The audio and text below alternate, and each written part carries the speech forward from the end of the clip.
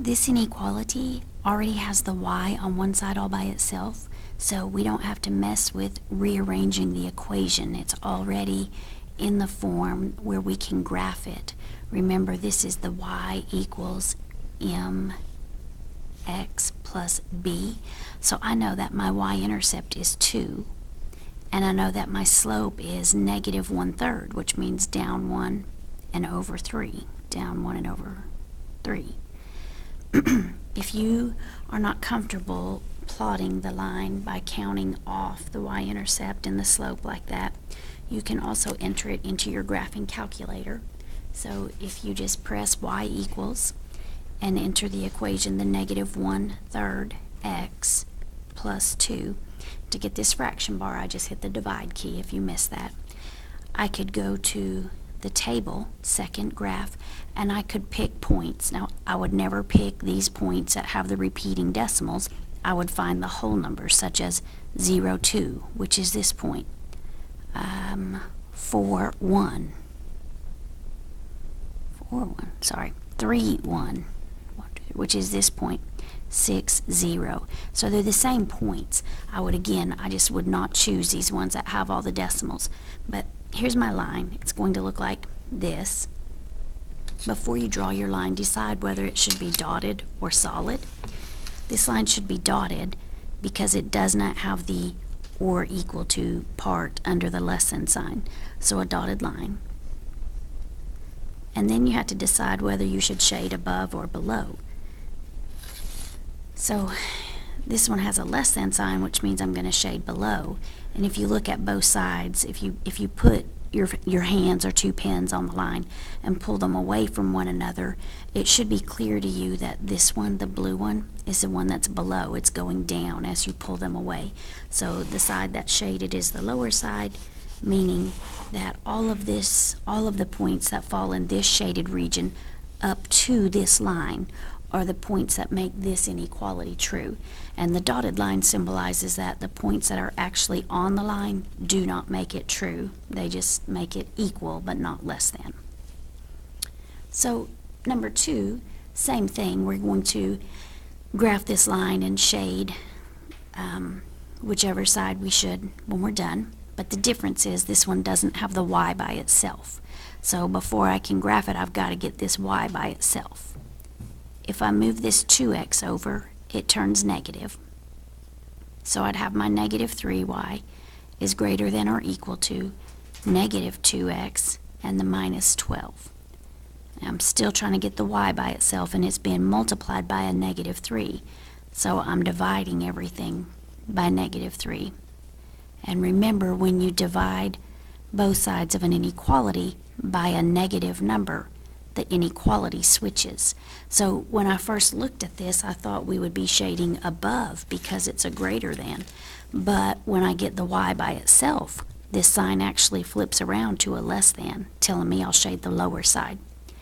These two negatives cancel each other out, just like these do. So this turns into positive 2/3 x and positive 4, and I'm ready to graph.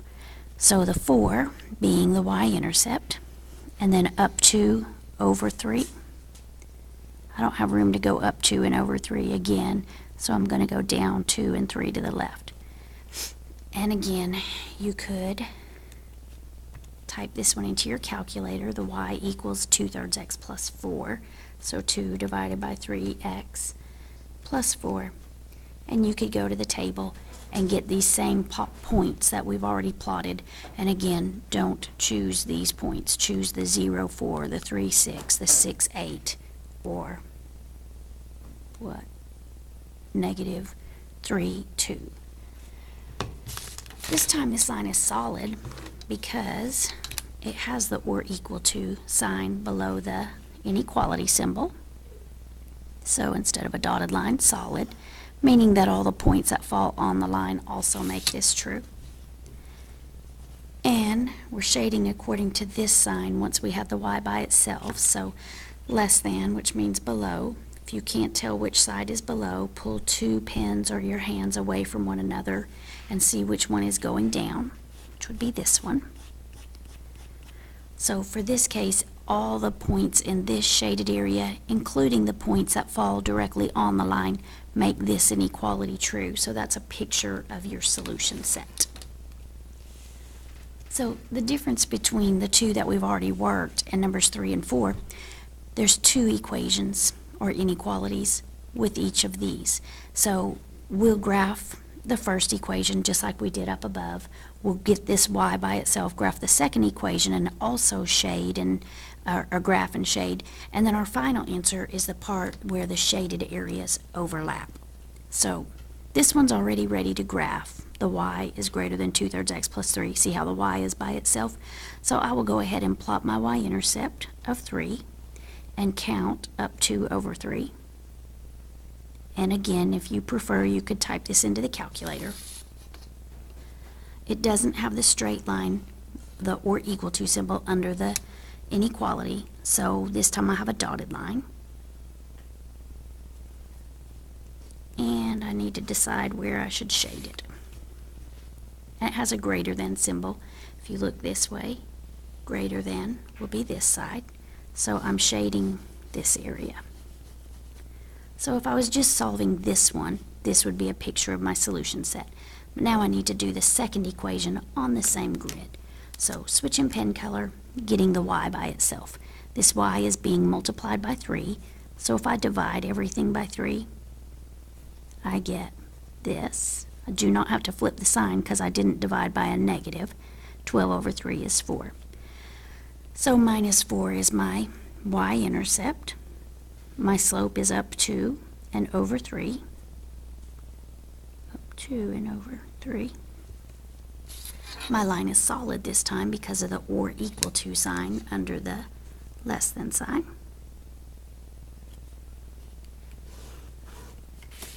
And then I just need to determine where to shade. It's a less than sign, so the part that goes below this line is here.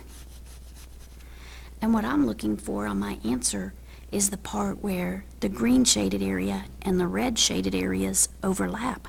And you can see that they never do. There's no overlap at all. So the solution, or the points that make both of these inequalities true, there are none. There is no solution for this one, because the shaded areas don't overlap. Moving to number 4. Again, two inequalities, but this time neither of them is solved for y, so start by getting both of them solved for y. This is lazy, but I just squeezed a 3 in there. This y is being multiplied by the 3, so I'm just canceling the 3 out. So this one turns into this. Don't flip the sign because this 3 is positive. Negative 2/3x, and 9/3 reduces to positive 3.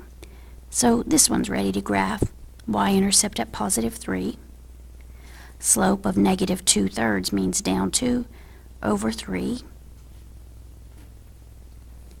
There's not an or equal to line under this, so this time I have a dotted line. And my symbol is a less than sign, which means I shade below. So if you're trying to see which side is below, that would be this side that's going lower. So here is a picture of all the points that make this first inequality true. So now the second one on the same grid, and we'll see where they overlap. Again, I've got to get the y by itself. So first thing I'm going to do is move this 5x over. It's positive, so when it moves to the other side, it turns negative. So I'll have my 3y, it's greater than negative 5x minus 12.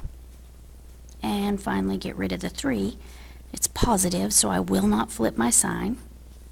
My final inequality looks like this. Y is greater than negative 5/3 x minus 12/3, which is 4. Minus 4 is my y-intercept. 1, 2, 3, 4. And from here I need to count my slope off. Down 5 and over 3, my graph doesn't have room to go down 5 and over 3, so I'll go up and then to the left instead. So I'll go up 5, 1, 2, 3, 4, 5, and 3 to the left. So here's where my line is going to fall. This one is also dotted because it's just a greater than, not greater than or equal to. So I'll have a dotted line coming through here. This one is shaded above, which would be, if you look at these two sides, this side is the one that's going up, so it's shaded here. And you can't see the